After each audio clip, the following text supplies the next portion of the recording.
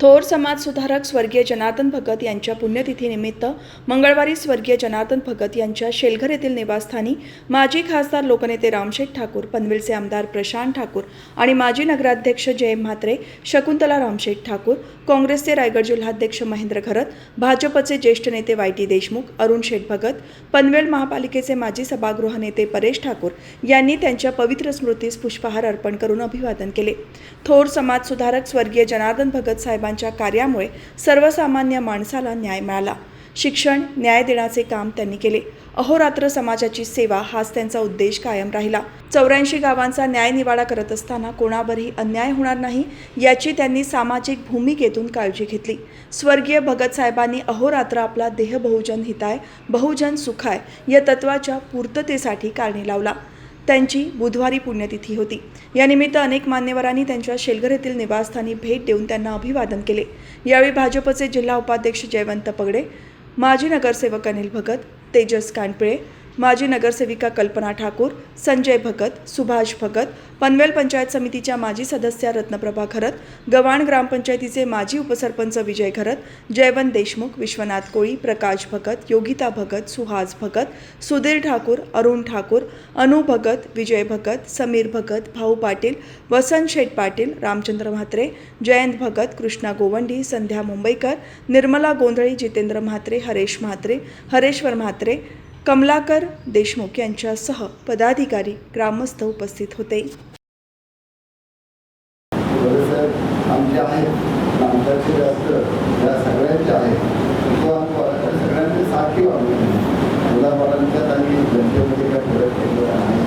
पण त्याच्या विषयाला अनेकांना बोलायचं बोलायचं असेल पण त्याच्याला नकळलं संध्याकाळी आपण कम्युनिटी स्टेजवर आणि हजारो कार्यकर्त्याच्या उपस्थित करणार आहोत. त्यामुळे याची सर्वांना घेताना ते स्वतःचेच ते कार्यक्रम घ्यावा. देखील संजय भगत तर चांगली व्यवस्थित आणि केली आणि गरजेचे आहे ते आपल्या संस्थेमध्ये शाखांमध्ये भाषण ठेवायची त्याची लोकांना भाषणाची जी आहे ना ती बातमी देतो वेगवेगळ्या जागी सगळं पुण्यतिथीच्या दृष्टीनं करताना इतर वेळेस सुद्धा काहीतरी आपल्याला ते कार्यक्रम ठेवता येते आणि तिथं सुद्धा आणखी सर्वांकडे जाणे गरजेचं झालेलं आहे. फक्त वस्तुस्थिती अशी आहे की बघितल्यानंतर 2 नंबरचा मुलगा आहे त्याचा अभिनचा नातू यावर्षी जूनमध्ये 1 वर्षातून झाला नाही.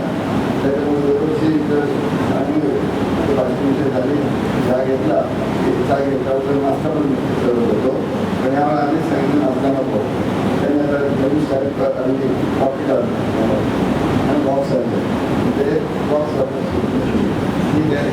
भावना आहे की आपल्याला अनेक पावल्याचं स्वागत करावं आणि खरं तर आपल्याकडे मानसिक आहे भावना पण आलेली नाही किंवा बाहेरचे लोक आलेले नाही.